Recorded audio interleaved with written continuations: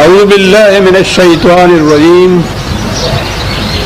بسم اللہ الرحمن الرحیم۔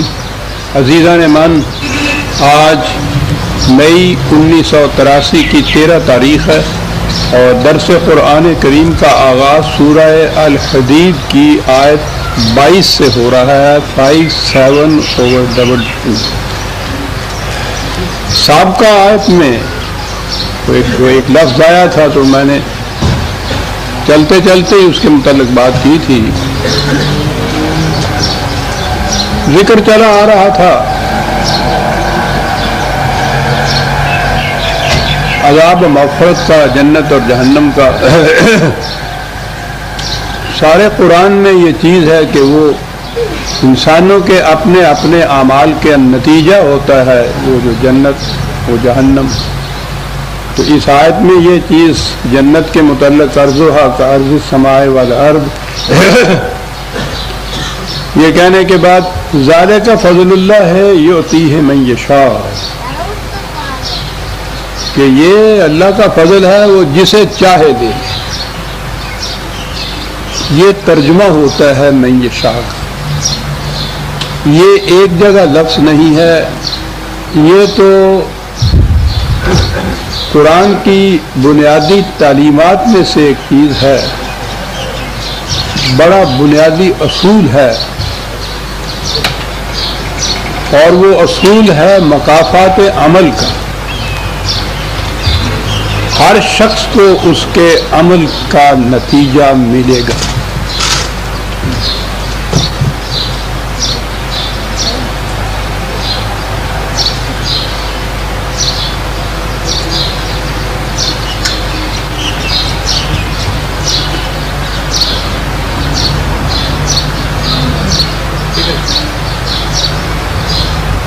قرآن کی بنیادی تعلیم ہی یہ ہے۔ قرآن کی کیا، یہ سارا سلسلہ رشد و ہدایت جو شروع کیا خدا نے، انسانوں کو پیدا کیا، اس کے بعد اپنی طرف سے ہدایات نازل کی، سلسلہ انبیاء کرام نازل کیا، کشمکش حق و باطل ہوئی، یہ سارا اس لیے، یہ جو بنیاد اس چیز کی ہے کہ انسان کو صاحب اختیار پیدا کیا اور کہہ دیا کہ یہ دو راستے ہیں، نجدین ہے۔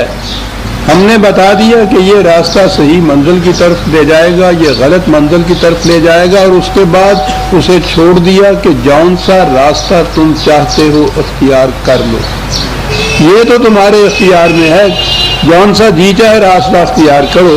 اگلی بات تمہارے اختیار میں نہیں کہ راستہ تو غلط اختیار کرو اور پہنچ جاؤ صحیح منزل پر۔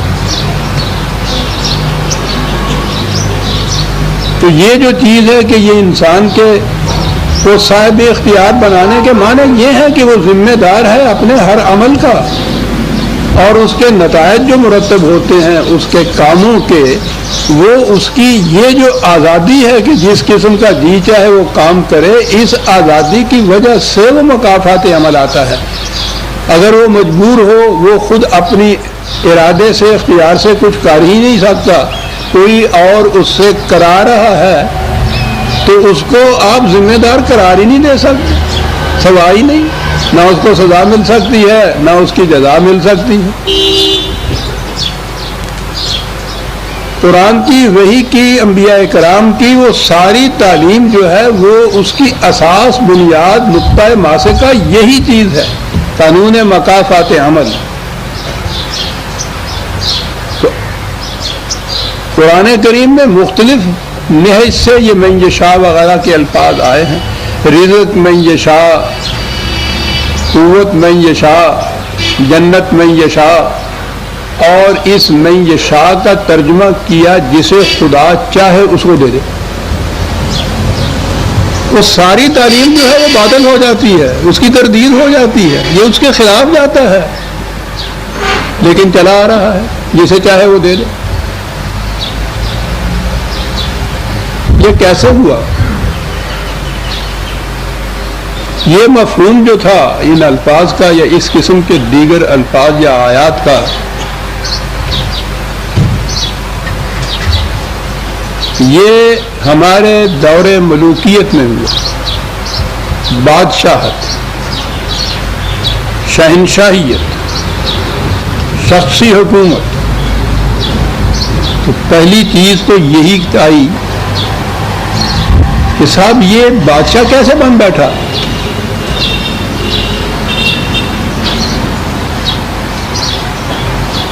لوگ بہرحال مسلمان تھے، وہ اس کا اطمینان چاہتے تھے۔ اطمینان یہ مذہب کے نام پہ ہی کر سکتے تھے ان کا، کیونکہ مذہب پرست قوم تھی۔ عقیدہ یہ وضع کیا گیا کہ یہ سب کچھ خدا کے ہاں پہلے سے طے شدہ ہوتا ہے، اور یہ اس کو خدا دیتا ہے جس کو دیتا ہے۔ سلطنت بھی جس کو چاہتا ہے دیتا ہے، جس سے چاہتا ہے چھین لیتا ہے۔ دولت جس کو چاہتا ہے دیتا ہے، جسے چاہے غریب بنا دیتا ہے، جسے چاہے محتاج کر دیتا ہے، جسے چاہے ککھوں لکھی بنا دیتا ہے، جنہوں کہندے ہو تسی، جسے چاہتا ہے۔ اب وہ سارا جو نظام تھا نا کہ اس نے کچھ قوانین مقرر کر دیے ہیں اور کہہ دیا ہے کہ جس قسم کا راستہ تم اختیار کرو گے اسی قسم کا نتیجہ تمہارے سامنے آئے گا۔ وہ جو بنیاد تھی وہ اصل اور بنیاد ساری اکھڑ گئی اپنے ہاں سے، جب یہ بات ہو گئی کہ تم نہیں، تمہارا اختیار و ارادہ نہیں، وہ خدا جسے چاہے وہ دے دے سا۔ کائے کے لیے یہ وضع کیا گیا عقیدہ قرآن کی اتنی کھلی ہوئی ساری تعلیم کے خلاف، کہ وہ جو پہلی چیز یہ کہ وہ جو قرآن کی روح سے تو کوئی شخص بھی زبردستی قوت کے زور پہ سلطنت حاصل ہی نہیں کر سکتا، اسے تو وہ استبداد کہتا ہے، اسے تو وہ فرعونیت کہتا ہے۔ اب یہ جو حاصل کی اس طرح سے، اس کے لیے شرعی یا مذہبی جسٹیفیکیشن کس طرح سے ہو، وہ آگے یہ حضرات حامان کا جنود عقیدہ وضع کر دیا کہ یہ انہوں نے نہیں زبردستی لی، یہ تو خدا دیتا ہے جس کو چاہے وہ دے دے۔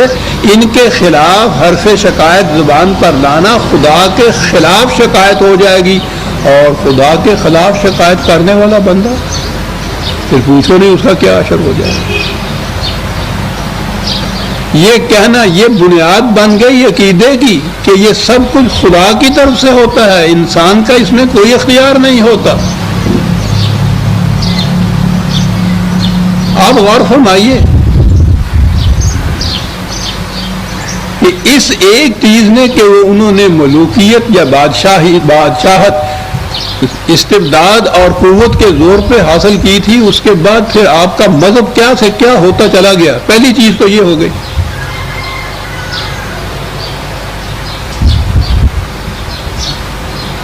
یہ آئی بات کہاں سے دماغوں میں؟ اس لیے کہ نبی اکرم صلی اللہ علیہ وسلم اور صحابہ کبار ان کے زمانے میں تو سوال ہی نہیں تھا کہ اس قسم کی کوئی بات ذہن میں آتی۔ وہاں تو آخری الفاظ حضور کے اس حیات عرضی کے وہ یہ ہیں کہ حضور نے اپنی صاحبزادی اور اپنی پھوپھی سے کہا کہ فاطمہ اور صفیہ غالباً کہ اپنے لیے کچھ کر لو، میں بھی تمہارے لیے خدا کے ہاں کچھ نہیں کر سکوں گا، اپنے لیے کچھ کر لو۔ تو جب عقیدہ یہ تھا تو یہ تو آ ہی نہیں سکتا۔ یہ عقیدہ کیوں پنپا؟ جو حضور نے فرمایا کہ جو کچھ تم کرو گے اس کا نتیجہ تمہارے سامنے آئے گا۔ یہ خلافت تھی، یہ ملوکیت نہیں تھی۔ خود ان میں سے کوئی بھی سلطنت حاصل نہیں کرتا تھا، اور سلطنت کیا تھی؟ ذمہ داریوں کا مجموعہ۔ جس مملکت کی یا سلطنت کی یا اسے بادشاہت تو خیر غلط لفظ ہی ہے اس کے لیے، جس حکومت کی کیفیت ہو کہ اگر دجلہ کے کنارے کوئی کتا بھی بھوک سے مر گیا تو عمر کے گلے میں اس کے لیے بھی رسی پڑے گی، تو آپ اندازہ لگائیے کہ یہ کہ کیا بادشاہت اور کیا شاہنشاہیت۔ یہ لوگ تو کہتے تھے کہ یہ تو ہمارے گلے میں ڈال دی یہ چیز امت نے، انہوں نے یہ کچھ کیا کر دیا، ہمارے بس میں بات ہوتی تو ہم کبھی قبول ہی نہ کرتے۔ حضرت عمر سے جب کہا گیا کہ اپنے بعد جو تم ایک شخصی نہیں بلکہ جو بورڈ مقرر کرتے ہو کہ ان میں سے کوئی خلیفہ چن لو، اس میں اپنے بیٹے کو بھی رکھ دو، تو آپ نے کہا کہ بابا بخشو، یہ ذمہ داریاں جو اس کی ہیں، خطاب کے خاندان میں سے ایک ہی شخص اگر اس کے لیے قربانی کا بکرا جو چڑھ گیا ہے کافی ہے، باقیوں کو تو بخش دو۔ یہ تھی یہ حکومت، تمام ذمہ داریاں اور کوئی اقتدار نہیں۔ دو لفظوں میں اگر کوئی سمجھنا چاہے نا اسلامی حکومت کسے کہتے ہیں، تمام ذمہ داریاں بلا کسی اقتدار کے۔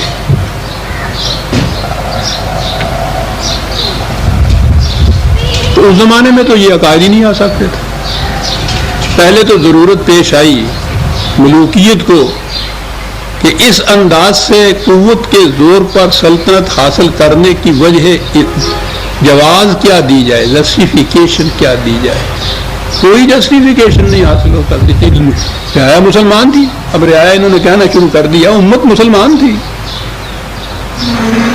مذہب کے نام پہ ہی ان کو گمراہ کیا جا سکتا تھا۔ میں سمجھتا ہوں بات دور نکل جائے گی۔ عربوں کی تو یہ کچھ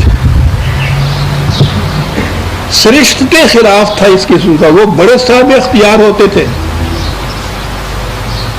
اور عام طور پہ یہ صحرائی لوگ اس قسم کے جو بدو ہوتے ہیں وہ مجبور نہیں، بڑے خوددار ہوتے ہیں اور بڑے آزاد ہوتے ہیں۔ یہ بدویت کا عقیدہ ہو نہیں سکتا تھا۔ یہ کہاں سے آیا؟ ایران سے آیا۔ عباسیوں کے دور میں ایرانی تو خیر پہلے ہی اسلام لے آئے تھے اپنی سازش کے لیے۔ یہ برام کا بہت بڑا خاندان تھا ایران کا۔ اس زمانے میں یہ جو مذہبی موغ یا پیشوا ہوتے تھے، یوں تو بادشاہ یا شہنشاہ کے بعد ان کا نمبر آتا تھا، لیکن فی الحقیقت سلطنت کے امور میں سب سے بڑا نمبر ہی ان کا ہوتا تھا۔ بادشاہ بھی گویا انہی کی مرضی کے تابع چلتا تھا۔ یہ برام کا یہ موغ تھے، یہ آئے اسلام لا کے اور یہاں آ کے وزیر اعظم بھی ہو گئے اور سب کچھ اقتدار جو تھا ان کے ہاتھ میں آ گیا۔ یہ برامتا کے خاندانوں کے ہاتھ میں۔ لباس تو انہوں نے اسلام کا اوڑا ہوا تھا، بدلہ یہ اسلام سے لینا چاہتے تھے۔ میں نے اپنی کتاب شاہکار رسالت کے آخری باب میں بڑی وضاحت سے یہ تاریخ لکھی ہے کہ یہ کیسے بدلہ لیا گیا ان کا۔ انہوں نے یہ عقائد جتنے تھے ایرانی بادشاہت کے زمانے کے اور موغوں کے اور بادشاہ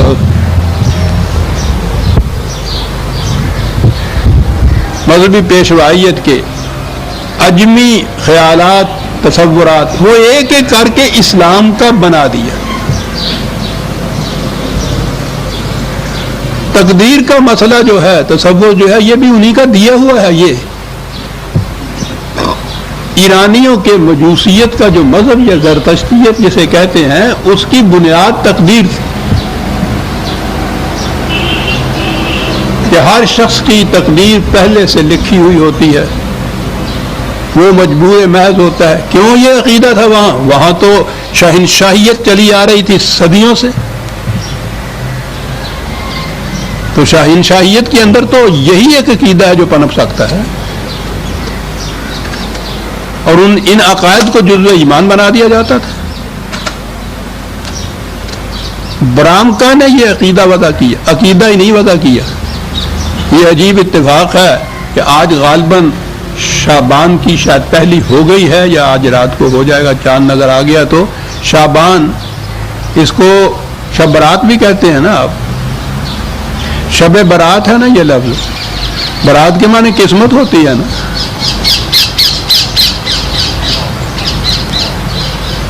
یہ قسمت کی رات کیا ہے؟ ایرانی آتش پرست تھے نا، یہ آتش بازی کیوں چلتی ہے اس رات کو؟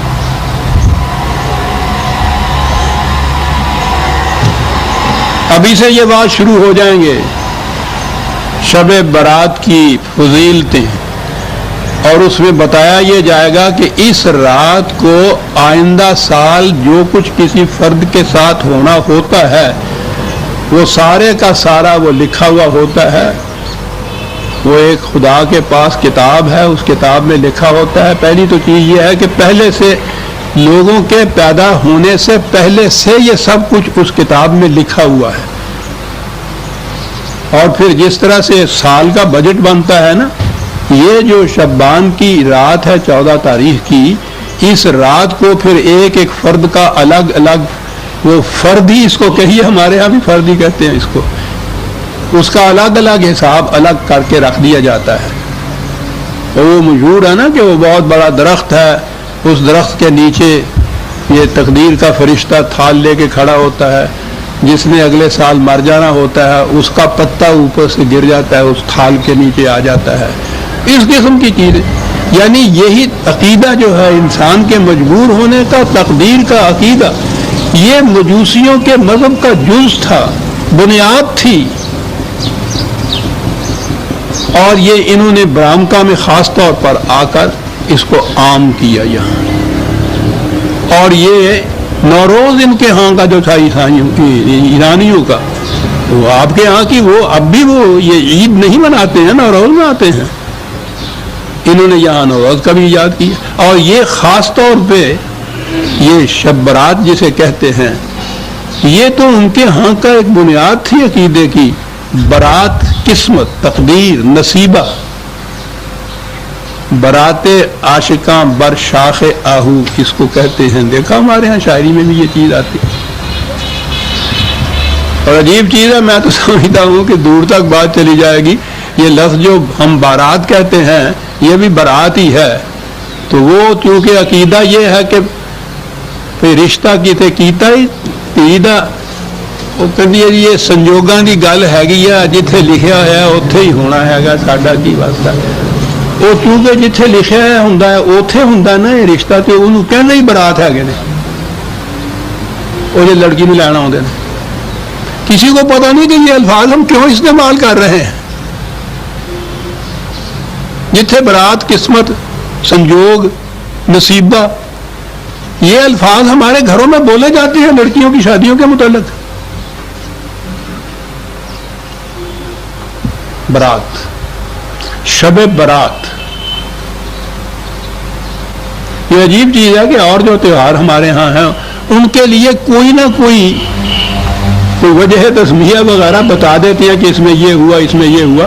یہ جو شب برات ہے نا، اس کے متعلق کچھ نہیں بتایا جاتا کہ بھئی یہ کیوں اس طرح سے یہ منائی جاتی ہے. وہ یہ ہے کہ وہ اس رات کو ہر فرد کے جو نصیبے اور مقدر اور قسمت ہیں متعین ہوئے وہ الگ لکھے جاتے ہیں. ساری رات نفل پڑھنا چاہیے، یہ کچھ کرنا چاہیے. یہ شب برات ہے آپ کے. تو یہ عقیدہ جو ہے نا کہ یہ پہلے سے سب کچھ لکھا ہوا ہے، اس لیے کسی کے لیے یہ جائز ہی نہیں کہ اس کے خلاف حرف شکایت زبان پر لائے. تو کیا ہوا تو سارا کچھ استبداد اس ملوکیت کا ہوتا تھا. ظلم، استبداد، سلب، نہب، ایکسپلائٹیشن، ٹیرنی، ہر چیز ہوتی تھی. زبان پہ نہیں لا سکتے. یہ بیچارے تو کچھ نہیں کر سکتے. یہ تو سارا کچھ خدا نے پہلے سے لکھا ہوا وہ ہو رہا ہے. یہ تو بیچارے مفت میں بدنام ہو رہے ہیں. انہیں کیا کہتے ہو؟ اور فرمایا آپ نے عقائد کن وجوہات کی بنا پر وجود میں لائے جاتے ہیں. ایک تو وہ ہے نا کہ جو خدا نے پیدا کیا، یعنی وہ اس میں یہ بات کہ کسی انسان کے خیال تصور کا دخل ہی نہ ہو. اسی لیے خدا نے یہ بات جو یہ کہی کہ رسول کو بھی حق حاصل نہیں ہے کہ کوئی وحی بنا لے، کوئی قانون بنا لے یا اس میں کوئی تبدیلی کر سکے. اس کو بھی حق حاصل نہیں ہے. اسی لیے اس نے دین کو دین اللہ کہا ہے، کسی رسول کا دین نہیں کہا ہے. ایک ہی چیز ہے جو قرآن نے آگے کہی، اور وہ یہ ملوکیت، سرمایہ داری، مذہبی پیشوائیت، ان کی جڑیں کاٹی. کیا کہہ کے؟ قانون کی حکمرانی. اس نے جو عزیزان من تصور دیا ہے، جسے آپ اسلامی مملکت کہتے ہیں، اسلامی حکومت کہتے ہیں، اتنا عظیم تصور دیا ہے. خدا قادر مطلق، اس کے ایک ارادے سے کائنات وجود میں آ سکتی ہے، ختم ہو سکتی ہے۔ لا انتہا قوتوں کا مالک، اس نے کچھ قوانین اور کچھ اقدار متعین کر کے وہی کے ذریعے سے یہ دے دی رسولوں کو، اور رسولوں سے کہا کہ دنیا میں عام کر دو۔ ہر شخص کو بتا دیا کہ یہ ہیں وہ قوانین جن کے مطابق تم نے چلنا ہے۔ ان قوانین کے بنانے میں کسی انسان کا کوئی دخل نہیں ہے۔ تو انسان کی حکومت تو ابتداءً یہاں ختم ہو گئی نا، قانون بنا ہی نہیں سکتا کوئی انسان، اقتدار ختم ہو گیا۔ فرد نہیں بنا سکتا، افراد کا گروہ نہیں بنا سکتا۔ جمہوریت باطل ہے قرآن کی روح سے۔ جس جمہوریت کو اختیار ہو قانون بنانے کا، وہ فرد ہو، وہ جمہوریت ہو، پوری نوع انسانی بھی کیوں نہ ہو، قانون بنانے کا اختیار کسی کو نہیں ہے۔ اقتدار تو ختم کر دیا انسانوں کا۔ رسول کو بھی اختیار نہیں ہے۔ ما کان لبشر ان یؤتیہ اللہ الکتاب والحکم والنبوۃ ثم یقول للناس کونوا عبادا لی من دون اللہ۔ کسی انسان کو اس کا حق حاصل نہیں ہے، وہ لیجسلیچر کے لیے سے حکومت کرے، ایگزیکٹو کے لیے سے حکومت کرے۔ نبی کو بھی اس کا حق حاصل نہیں ہے کہ وہ کسی انسان سے کہے کہ تم خدا کے قوانین نہیں، میرے احکام کی تابعداری کرو۔ پوچھتے ہیں اسلامی حکومت کہتے کس کو؟ یہ منفرد کس طرح سے ہے دنیا کے باقی تمام نظام ہے حکومت سے؟ دنیا کے کسی نظام میں یہ بات نہیں ہے۔ کوئی بھی نظام لے لیجیے، بہترین نظام آپ جمہوریت کا لا رہے ہیں نا، وہ کیا ہے؟ فرد کی ڈکٹیٹرشپ نہیں ہے، ایک گروپ کی ڈکٹیٹرشپ ہے۔ ایک ممبر زیادہ ادھر آ جائے 51 کا 49 جو ہے ان کے اوپر ڈکٹیٹوریل پاور ایکسرسائز کرتے ہو گروپ، اور وہ فرد ہو یا گروپ ہو۔ جہاں آپ قانون سازی اختیار آپ نے انسانوں کو دیا، ڈکٹیٹرشپ کام ہوگا۔ بنیاد یہ ہے۔ اب اگلی چیز ہے اور منفرد،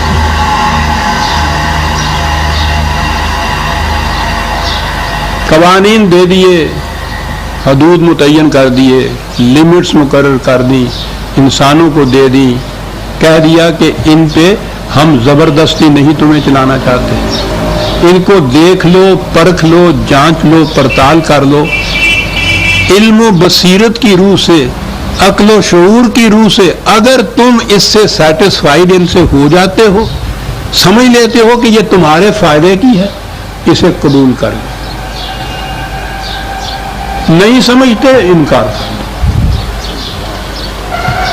کسی قسم کی کوئی سزا نہیں ہے تمہارے خلاف، اوپن ہے، نہیں جاتا نا سے اس راستے پہ نہیں جانا چاہتے، ادھر جانا چاہتے ہو چلے جاؤ، سمجھ یہ لو کہ یہ راستہ پہنچائے گا فلاں جگہ، لیکن تمہارا اختیار ہے، جاؤ۔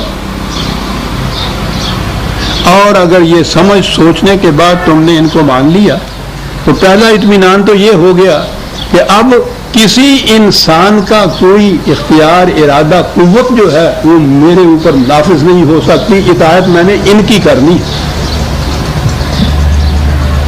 کتنا امن ہو گیا اس سے۔ اسی لیے ان کو مومن کہتے ہیں، جس کو امن نصیب ہو اور جو دوسروں کو امن دینے والا ہو۔ کتنا امن ہے یہ کہ یہ ہیں کچھ لاز، کچھ حدود، کچھ لمیٹیشنز، کچھ پابندیاں جنہیں میں نے خود قبول کیا ہے، اور یہی پابندیاں ہوں گی، ان میں کوئی تبدیلی نہیں کر سکے گا، کوئی اضافہ نہیں کر سکے گا، کوئی منسوخ نہیں کر سکے گا۔ ہوا کہ صاحب خدا تو قادر مطلق ہے نا، کہا کہ ہم تمہیں اطمینان دلاتے ہیں کہ ہم بھی انہیں تبدیل نہیں کریں گے، لا مبدل لکلمات اللہ۔ اللہ اکبر، اللہ، ہم بھی تبدیل نہیں کریں گے، لا یخلف المیعاد، ہم بھی اخلاف نہیں کریں گے۔ قادر مطلق، جس کے اقتدار کی، اس کی قوت کی انتہا کوئی نہیں ہے، وہ یہ کہتا ہے کہ یہ دے دیے ہیں ہم نے، اختیار دیا ہے، جی چاہے مان لو، جی چاہے چھوڑ دو۔ مان لیا ہے تو پھر اطمینان رکھو کہ ان میں اور یہ انسان تو ایک طرف رہے، ہم بھی ان میں تبدیلی نہیں کریں گے۔ تو تمہارے ہاں یہ خیال پیدا ہو سکتا ہے کہ ہم یہ کرتے چلے آ رہے ہیں، ایک نبی کے بعد دوسرا نبی آ جاتا تھا، اس نبی کی وساطت سے ہم کچھ قانون یا شریعتیں دے دیتے تھے جو پہلے سے کچھ مختلف ہوتی تھی۔ تو ذہن میں آ سکتا ہے کہ صاحب وہ تو سلسلہ ہے، اس کے ذریعے تو خدا سے کہا جا سکتا تھا نا کہ آپ کر سکتے تھے، آپ اس کے ذریعے سے کریں گے۔ کہا کہ ہم تمہیں یقین دلاتے ہیں کہ نبوت کا سلسلہ بھی ہم نے ختم کر دیا۔ پوچھتے ہیں اسلامی حکومت کسے کہتے ہیں؟ اب باقی کون سی چیز رہ گئی جس کا کچھ تھوڑا سا بھی کھٹکا ذہن میں ہو کہ شاید اس میں تبدیلی پیدا ہو؟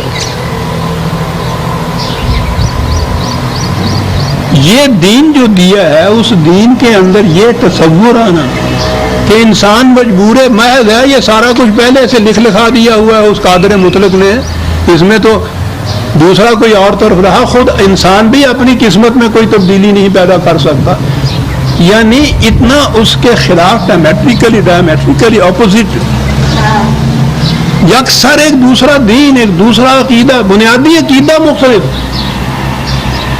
وہ آزادی بے انتہا، یہ مجبوری محض۔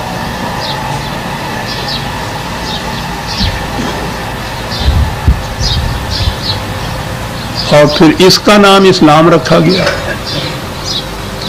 ملوکیت کو یہی سوٹ کرتا تھا اسلام۔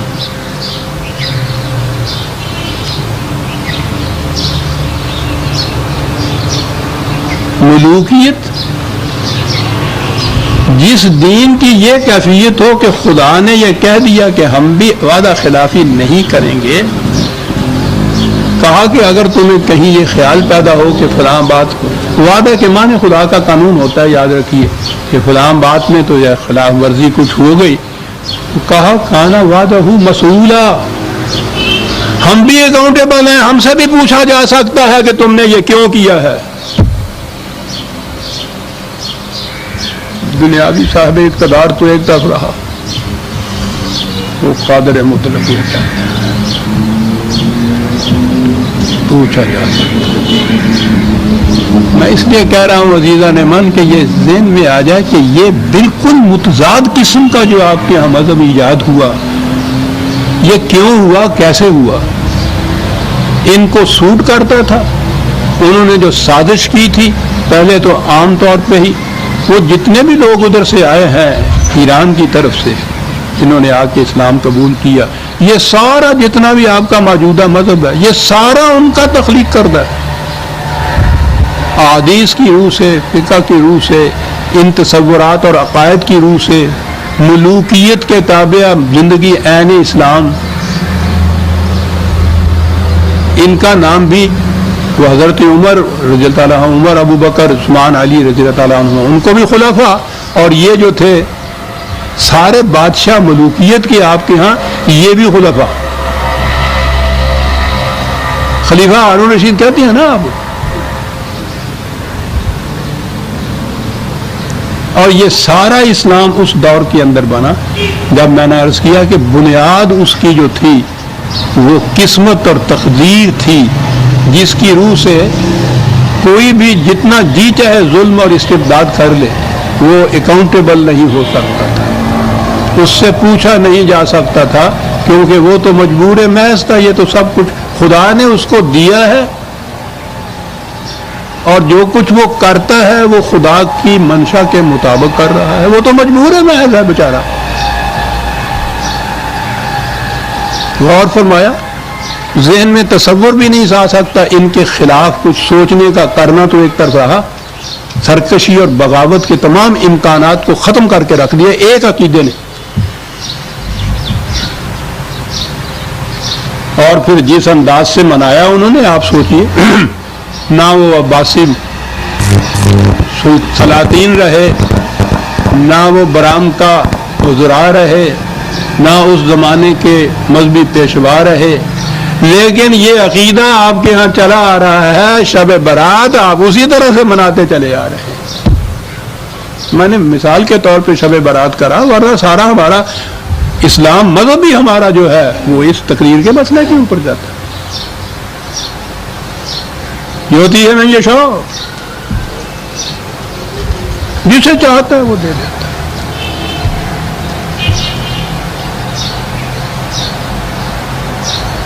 قرآن کی پوری تعلیم کے کانٹیکسٹ کے اندر یہ لیا جائے اور عربی زبان کی روح سے بھی لیا جائے تو یہ ہوتی ہے میں یہ شاہ کہ یہ ہے وہ جنت جس کی وسعتیں ارض و سما میں پھیلی ہوئی ہیں.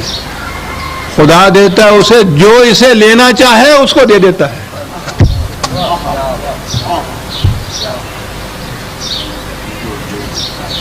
بھائی شاہ بڑے سادہ سے دو لفظ ہے عربی زبان کے. کسی عربی جاننے والے سے پوچھ لیجئے کہ صاحب یہ معنی اس کے ہے یا نہیں. ٹھیک ہے، یہاں بھی کتنا بڑا اختیار دیا ہے. جہنم میں وہ نہیں جاتا جس کو وہ چاہے جہنم میں بے، جو اسے لینا ہی نہ چاہے وہ تو سیدھی بات ہے کہ صاحب یہ میں لینا ہی نہیں چاہتا تو پھر وہ جہنم ہو گئی. جو لینا چاہے اسے ہم دیتے ہیں. اب لینے کے لیے اس نے کچھ قاعدے قانون مقرر کر دیے، سیدھی بات. جو بھی آئے اس کو بہرحال سفر کرنا ہے تو ٹکٹ لینا ہوگا، اسٹیشن پہ پہنچنا ہوگا، سیٹ ریزرو کرانی ہوگی، اس گاڑی میں بیٹھنا ہوگا جو کراچی جانا ہے، جو کراچی کی طرف جانے والی ہے، پشاور والی گاڑی میں نہیں. پھر وہ کہہ دے گی حکومت کے ہم اسے کراچی پہنچا دیں گے جو کراچی جانا چاہے گا.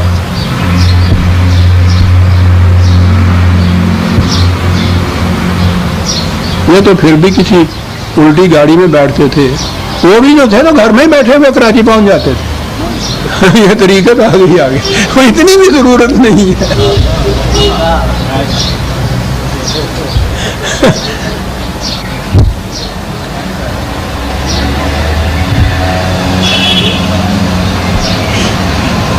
یہ ہوتی ہے میں یہ شاہ. کیا بات ہے اس قادر مطلق کی، ہم دخل نہیں دیں گے. جو لینا چاہے، پھر یہ بات نہیں ہے کہ جو لینا چاہے لے لے، ہوتی ہے ہم دیں گے اس کو جو لینا چاہے. مجبور تو وہ ہو گیا. جب آپ نے قاعدے کے مطابق ٹکٹ خرید لیا، ریزرویشن کرا لی، وہ گاڑی آ گئی جس میں آپ نے جانا ہے، اس میں بیٹھ گئے، اس کے بعد آپ کو جنرل مینیجر تک بھی وہاں سے اٹھا نہیں سکتا. میں نے قاعدے اور قانون کے مطابق یہ سیٹ لی. یہ ہوتی ہے مہنگے شاہ. کیا کروں میرا عزیزان من، کیا کیا چیزیں قرآن کی عرض کروں آپ کے ساتھ.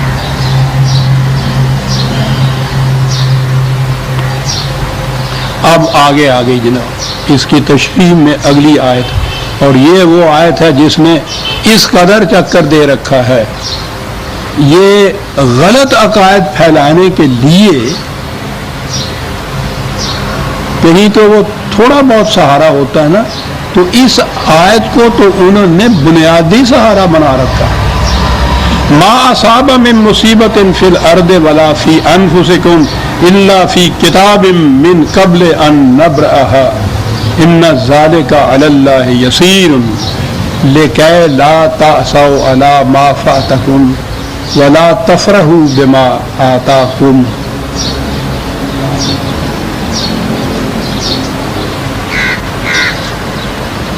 کوئی ترجمہ اٹھائیے اور پھر دیکھیے کہاں جا پہنچی.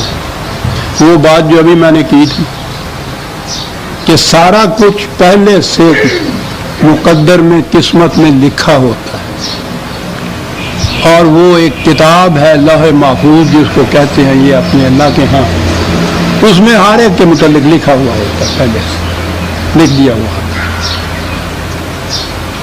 اور ترجمہ پھر اس آیت کا، کوئی مصیبت جو باہر کی دنیا میں آئے، فی الارض آئے، ولا فی انفسکم تمہارے اپنی ذات کے اندر یہ آئے، وہ الا فی کتاب من قبل ان نبرأ اس مصیبت کے پیدا ہونے یا نمودار ہونے سے پہلے ہی کتاب میں لکھی ہوئی ہے وہ. میں عرض کر رہا ہوں کہ اس کا پھر وہ عام ترجمہ کر کے منجی شاہ کو تقویت کیسے پہنچ رہی ہے، پہلے سے لکھی ہوئی ہوتی ہے. بھئی یہ کیوں لکھ دی پہلے سے یہ سارا کچھ؟ وہ اس لیے ان نظارے کا اللہ یسیر، یہ اللہ کے لیے بڑا آسان تھا، اس لیے کہ وہ تو علیم ہے، اس کا علم تو لا منتہا ہے، عالم الغیب ہے، ہر ایک کے متعلق وہ جانتا ہے کہ اس نے کیا کرنا ہے کیا نہیں کرنا ہے. تو یہ تو سوال ہی نہیں پیدا ہوا کہ اس نے کیا کرنا ہے، یہ کہ ہم نے کیا کرانا ہے اس سے. تو جس کی قدرت یہ ہو کہ وہ ہر فرد کے متعلق اس کو ہوا کہ ہم نے یہ کرانا ہے اس سے، اور اس کا پھر علم ہو سارا ہی اس کو، تو اس کے لیے مشکل کیا ہے کتاب میں یہ لکھ دینا؟ کہا کہ دیکھیے کیا دیا اللہ نے، کہ بڑا آسان ہے ہمارے لیے. کاہے کے لیے یہ کیا؟ لِکَیْ لَا تَأْسَوْا عَلَىٰ مَا فَاتَکُم، اس لیے کہ تمہیں جو نقصان پہنچ جائے اس کے اوپر پھر رنج نہ کرو، تم افسوس نہ کرو. تو جب کرو گے نا، جب یہ چیز ہوئی کہ فلاں شخص کے ہاتھوں یہ نقصان پہنچ گیا، اس نے مجھے تکلیف پہنچائی، وہ مار کے لے گیا، یہ ظلم کرتا ہے، تعدی کرتا ہے، یہ جو ہم نے تمہیں بتا دیا نا کہ یہ پہلے سے لکھا ہوا ہے، یہ اس لیے بتا دیا کہ ایسے موقع کے اوپر تم خام خواہی اپنے آپ کے اندر پریشان نہ ہونا شروع کر دو. اس نے کچھ نہیں کیا ہے، ہم نے یہ سب کچھ کیا ہوا ہے، تاکہ تم اپنی تکلیف مصیبت نقصان سے تمہارے اوپر یہ اثر نہ ہو جائے کہ تم اس میں دل برداشتہ ہو جاؤ، گلہ کرنے لگ جاؤ، افسوس کرنے لگ جاؤ. بالکل نہیں. یہ دیکھا، یہ ہر قسم کی ظلم اور تعدی اور سلب اور نہب اور ایکسپلائٹیشن، ہر قسم کی چیزوں سے مطمئن کر دیا محتاج کو، غریب کو، بھوکے کو، مصیبت زدہ کو، کہ آتی ہیں مصیبتیں آتی رہے. وہ جو کہا جاتا ہے کہ وہ ان کے جسم میں معاذ اللہ کیڑے پڑ گئے تھے، تو وہ ایک کیڑا گر جاتا تھا تو اٹھا کے پھر زخم میں رکھ لیتے تھے. اور پھر ہمارے ہاں کا شاعر، مرضی یار کے خلاف نہ ہو، لوگ میرے لیے دعا نہ کریں، تاکہ تمہیں اس کا افسوس نہ ہو کہ یہ مجھ پہ مصیبت کیوں آ گئی. عقیدہ جو تمہارا ہو گیا کہ یہ تو پہلے خدا نے لکھ رکھی تھی، جو اس کی طرف سے تو نہیں آئی. وَلَا تَفْرَحُوا بِمَا آتَاكُمْ، اور پھر جو کچھ مل جائے تو اس کے اوپر بھی خام خواہ متکبر نہ تم ہو جاؤ، یہ بھی اسی کی طرف سے وہ جو دیا ہوا. یہ تو چھوڑ دیجئے، کون نہیں متکبر ہوتا. اصل چیز تو یہ تھی کہ وہ جو مار پڑے تمہیں اس قدر، اس کے خلاف حرف شکایت زبان پہ نہ لاؤ. عقیدہ یہ رکھ دیا کہ پہلے سے کتاب خداوندی میں تو لکھا ہوا تھا، اور اس کو کوئی ٹال نہیں سکتا، اس کو کوئی بدل نہیں سکتا. اس کے خلاف میں نے یہ کیا کہا. وہ جو وارنٹ گرفتاری لے کے آتا ہے وہ سپاہی، اس سپاہی کے خلاف کیا رنج اور اس کے خلاف کیا گلا. وہ تو لے آتا ہے کسی اتھارٹی کی طرف سے ایک پروانہ لے کے آتا ہے. اس نے جو تکلیف پہنچائی، مجھے نقصان پہنچایا ہے، تو اس میں اس کا کوئی قصور نہیں ہے. اس لیے جب یہ عقیدہ تم رکھ لو گے کہ اس خدا کی طرف سے ہے، تمہیں کسی تکلیف، کسی رنج، کسی نقصان کا اثر دل پہ نہیں ہوا کرے گا، تمہیں افسوس تک بھی نہیں ہوا کرے گا. رکھ لو یہ عقیدہ، بن جاؤ پتھر. پھر محسوس تک نہ کرو اس کے خلاف، مرضی یار کے خلاف نہ کرو. جی مفہوم تو میں بعد میں عرض کروں گا. ان کی صورت یہ ہے کہ جہاں تک حسب منشا ہوتا ہے نا، وہیں تک قرآن کی آیت لیتے ہیں، حتیٰ کہ آدھی آیت ہی لے لیتے ہیں، آدھی چھوڑ دیتے ہیں. تو وہ آیت کا تو آپ کو پتہ ہی ہے. یہ نکاح کے وقت میں نکاح نامے کے اوپر بھی لکھی ہوئی ہوتی ہے. آیت یہ ہے وَإِنْ خِفْتُمْ أَلَّا تُقْسِطُوا بَيْنَ النِّسَاءِ، ہے یہی ہے نا جی. پہلا ہے اگر تم یہ محسوس کرو کہ یہ جو مونوگیمی ہے، ایک بیوی کے ساتھ انصاف نہیں کر سکو گے تم عورتوں کے ساتھ، یتیموں کے ساتھ. میں اس کا مفہوم نہیں بیان کر رہا، میں کہہ رہا ہوں کہ یہاں سے آیت شروع ہوتی ہے کہ اگر یہ صورت ہو پیدا کہ تم انصاف نہ کر سکو، تو پھر اس کے لیے ایک راستہ ہے تمہارے ہاں کی اجتماعی مشکل کا کہ ایک سے زیادہ بیوی کرنا۔ یہ ہے آیت۔ نکاح خواہ کو کبھی سنیے گا وہ پہلا ٹکڑا پڑتا ہی نہیں ہے، فَانكِحُوا مَا طَابَ لَكُم مِّنَ النِّسَاءِ أَرْبَعَةٌ، یہیں سے شروع کرتا ہے۔ یعنی یہ نہیں کہ اگلی آیت ہے اسی آیت کا آدھا حصہ۔ نکاح نامہ جو چھپا ہوا ہے اس میں آپ دیکھیے گا، اس میں بھی یہ آدھا ہی حصہ چھپا ہوا ہوتا ہے۔ کچھ ایسی تعریف بھی کبھی آپ نے دیکھی ہے؟ وہ لوگ تعریف کرتے تھے، وہ یا یہودی یا عیسائی، تو وہ پوری کی پوری آیت ہی غائب کر دیتے تھے اور کہتے تھے کہ یہ تھی آیت، تو ٹھیک ہے، کوئی اس کو ڈیٹیکٹ ہی نہیں کر سکتا۔ یہاں قیامت یہ ہے کہ وہ کہنے والا حافظ قرآن ہوتا ہے، سارا قرآن حفظ ہوتا ہے، ہر ایک کے ہاتھ میں قرآن کا نسخہ ہوتا ہے، اور اس کے بعد یہ آدھی آیت ہے اس کو لیے چلے جا رہے ہیں۔ تو ہوتا ہی یہی۔ میں عرض کر رہا تھا کہ یہاں تک تو آپ نے دیکھا، میں مفہوم بعد میں عرض کروں گا اس کا کیا ہے۔ ساتھ ہی پڑا ہوا ہے کہ یہ لوگ ہیں للذین یبخلون ویامرون الناس بالبخل، یہ وہ لوگ ہیں جو ساری کی ساری دولت کو سمیٹ کے اپنی ملکیت سمجھ لیتے ہیں اور پھر خود ہی یہ نہیں کرتے، اس خیال سے کہ لوگ متعون نہ ہمیں کرے، اس قسم کا نظام قائم کر دیتے ہیں کیپٹلزم کا کہ سب یہی کرو۔ وَمَن يَتَوَلَّ، یاد رکھو جو صحیح نظام سے اس طرح سے گریز کی راہیں نکالے گا پھر اس کی جگہ دوسری قوم ہم لے آئیں گے، یہ بھی آگے لکھا ہے۔ تو اب ملاؤ دونوں آیتوں کو کہ جو کچھ کوئی لے جاتا ہے، جو کچھ کوئی اپنے پاس رکھ لیتا ہے، جس قدر کوئی لوٹ خسوٹ مچاتا ہے، اس پہ کوئی افسوس نہ کرو، یہ ہم نے ہی یہ سب کچھ کر رکھا ہے، پہلے سے لکھ رکھا ہوا، تو یہ سارا کچھ جسٹیفائی ہو گیا۔ اور آیت اگلی آیت میں یہ ہے کہ جو یہ کرتا ہے جہنم میں چلا جاتا ہے۔ وہ آپ پہ یہ لکھ دیتا ہے سادے، وہ بعد آپ ہی جہنم کی بھیجا جانا۔ ساتھ آیت پڑی ہوئی ہے، اور اس سے اگلی آیت جب آئے گی تو پتہ چلے گا کہ یہ نظام جس میں یہ کہہ کے تمہیں فریب دیا جاتا تھا کہ اس کے ذمہ دار یہ نہیں ہے، یہ سرمایہ دار، یہ مذہبی پیشوائیت، یہ ملوکیت، یہ جو تمہیں فریب دیا جاتا تھا، اگلی آیت میں یہ ہے کہ اس فریب کو توڑنے کے لیے ہم نے کیا انتظام کر رکھا ہے، ایک ایک کی جڑیں کاٹ کے رکھ دیں گے۔ یہ ساری آیتیں آ رہی ہیں، وہاں تک کوئی نہیں جائے گا، یہ ایک آیت اس کے اندر لے لیں گے۔ کہا کہ یہ ٹھیک ہے، اتنا سا وقت ہے اس کے لیے۔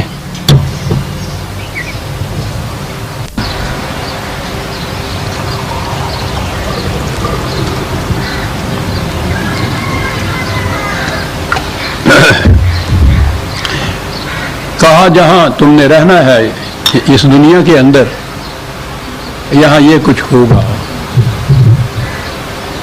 خارجی حوادث بھی آئیں گے، زلزلے، سیلاب، جھکڑ،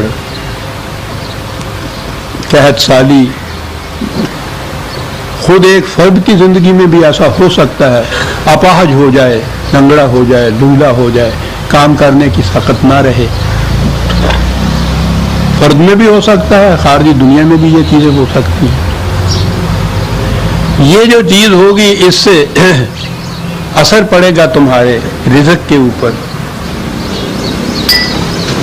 باہر کی دنیا میں ہوگا تو اجتماعی طور پر رزق کی تنگی ہو جائے گی، افراد میں یہ بات ہوگی تو اس فرد کے اوپر جو مصیبت آئی ہے اس سے وہ بیچارہ بڑی مصیبت میں، تکلیف میں زندگی بسر کرے گا۔ جس کو کسی طرح سے زیادہ اس نے لوٹ خسوٹ کے حاصل کر لیا، وہ اس سے بخل کرے گا، اپنی ملکیت سمجھ لیجیے۔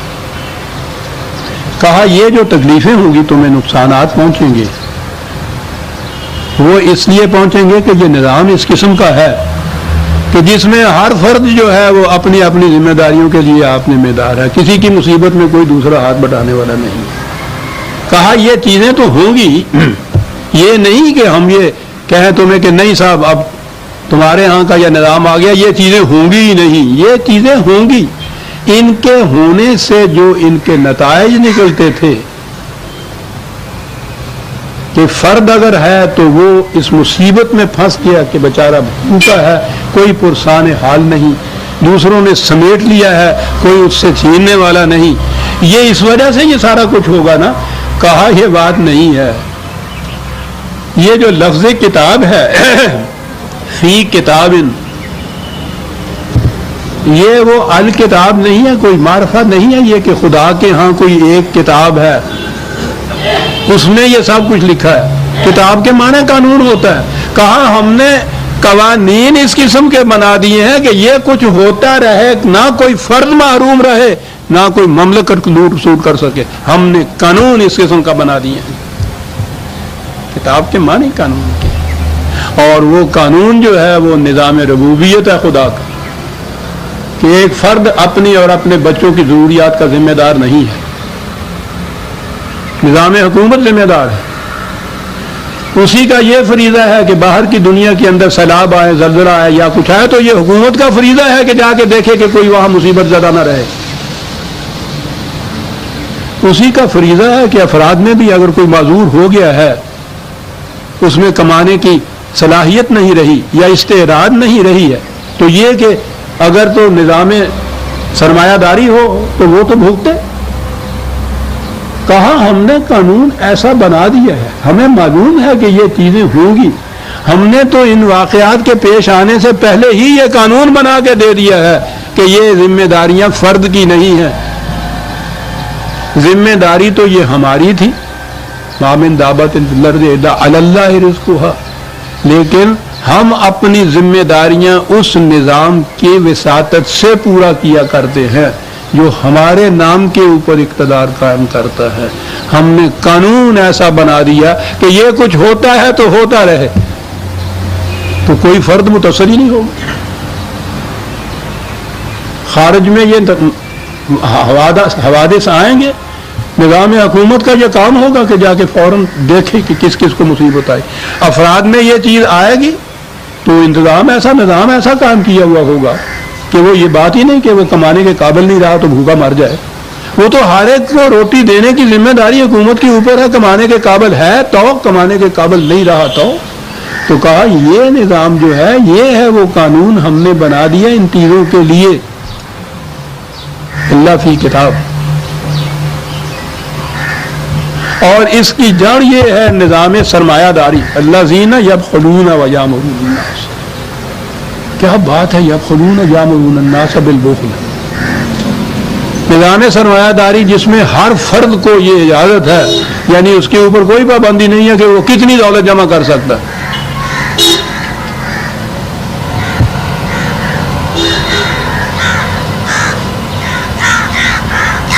کہا یہ ہے وہ لوگ. اب ایک فرد یہ کرے تو اس فرد کی بات ہے. کہا ہے مصیبت یہ آ جاتی ہے کہ یہ جب اختیار اپنے ہاتھ میں لیتے ہیں وہ یامرون الناس بالبخل. بخل کے معنی نظام سرمایہ داری ہے.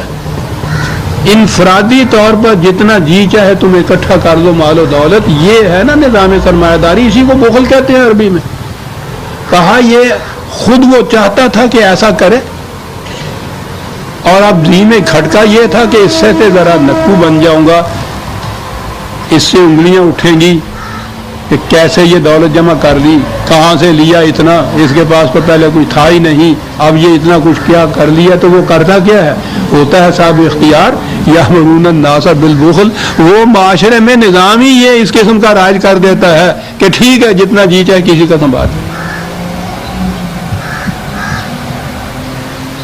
اب اس ایک آیت نے وہ جو کچھ پہلے مفہوم لیا جاتا ہے اس کا غلط اس سب پہ پانی پھیر کے رکھ دیا. ورنہ یہ تو یہ ہونا چاہیے تھا نا کہ جس کے پاس کچھ نہیں رہا اس کو بھی اطمینان رکھنا چاہیے، افسوس اور گلہ نہیں کرنا چاہیے. خدا کی طرف سے تھا، جتنے اس نے جمع کر لیا ہے اس کے خلاف بھی لب کشائی نہ کرو، خدا نہیں دیا، یہ ہونا چاہیے تھا نا. اور وہ اس کے خلاف اسی آیت میں، اگلی آیت میں یہ کہتا ہے کہ یہ سارا کچھ اس لیے ہوتا ہے کہ یہ یہاں نظام سرمایہ داری کا راج ہوتا ہے اور وہ چلتا ہے حکومت کے بل بوتے پر. اگر حکومت اسے قانوناً جائز نہ قرار دے کوئی لٹنے والا بھی آسانی سے لٹ نہیں سکتا. وہ زبردستی ایک پیسہ نہیں کوئی دوسرے سے لے سکتا، قانون دلا دیتا ہے۔ یامرون الناس بالبخل، تو کیا بات ہے اس قرآن کی۔ اور یہ کون ہے؟ الذین یبخلون، اپنے من میں یہ بات ہوتی ہے کہ ہم نے اتنا کچھ اکٹھا کرنا ہے، اور اس کے لیے وجہ جواز کیا ہوتی ہے؟ معاشرے میں نظام ہی اس قسم کا پیدا کر دیتا ہے کہ سب جائز ہے۔ جتنے ممالک ہیں کیپیٹلسٹک کنٹریز، اس میں آپ دیکھیں گے انہوں نے قانوناً اس کو جائز قرار دے دی۔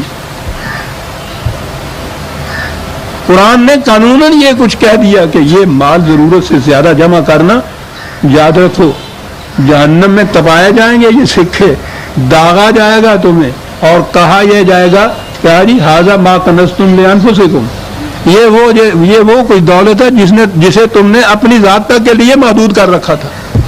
اندازہ لگائیے۔ وَيَأْمُرُونَ النَّاسَ بِالْبُخْلِ مَن يَتَوَلَّىٰ فَإِنَّ اللَّهَ هُوَ الْغَنِيُّ الْحَمِيدُ، جو اس سے گریز کی راہ نکالے گا تو یہ بات نہیں ہے کہ تم نے اللہ کا کچھ چھین لیا ہے، وہ یہ سب کچھ کرتا ہے اور وہ پھر تم سے چھین کے خود لے لے گا، وہ کہتا بات نہیں ہے، وہ مستغنی، وہ تو غنی الحمید ہے، غنی ہے۔ چھیننے والا تو حمید نہیں ہو سکتا، اس کی تو کوئی تعریف نہیں کرتا، غنی ہے اس لیے وہ اس قابل ہے کہ اس کی تعریف کی جائے۔ یہ جو چیز ہے نا من یتولا، جو گریز کی راہیں نکالے گا تو پھر کیا ہوگا؟ تو میں نے عرض کیا ہے کہ یہ فرد نہیں، قوم کی بات ہے، نظام کی بات ہے۔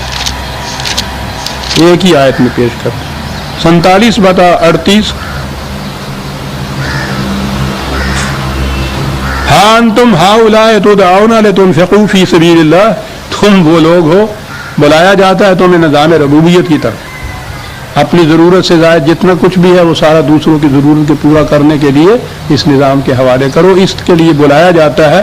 فَمِنْكُمْ مَن يَبْخَلُ، تم میں سے وہ ہیں کہ جن کا جی چاہتا یہ ہے کہ زیادہ سے زیادہ ہم اپنے لیے سمیٹ لیں۔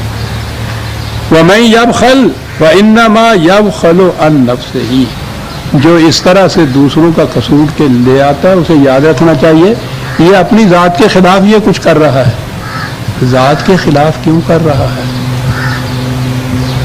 اس لیے کہ اس نظام کے اندر ہی اس کو یہ اطمینان اور امن حاصل ہے نا کہ کوئی نہیں لے سکتا، اور یہ نظام اور یہ حکومت ہی جب الٹ جائے گی، نہ تیرا منزلت باشد نہ میرا، پھر تو بھوکا اور یہ امیر یکساں ہو جائیں گے۔ کہا کہ فَإِنَّمَا يَبْخَلُ عَن نَفْسِهِ وَاللَّهُ الْغَنِيُّ، دیکھو وَأَنْتُمُ الْفُقَرَاءُ، محتاج تو تم ہو حقیقت میں۔ اور یہ ہے اگلی آیت وَإِن تَتَوَلَّوْا، اگر تم گریز کی راہیں نکالو گے اس نظام سے جو ہم کہتے ہیں تو کیا ہوگا؟ یستبدل قوما غیرکم، تمہاری جگہ ایک دوسری قوم آ جائے گی۔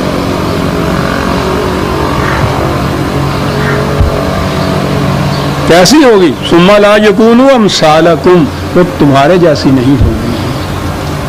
قوم بدل رہی ہے، دوسری وہ آ رہی ہے جو اس جیسی قوم نہیں ہوگی۔ قوم کیا ہوتی ہے؟ وہ نظام ہوتا ہے جس کے تابع کوئی قوم زندگی بسر کرتی ہے۔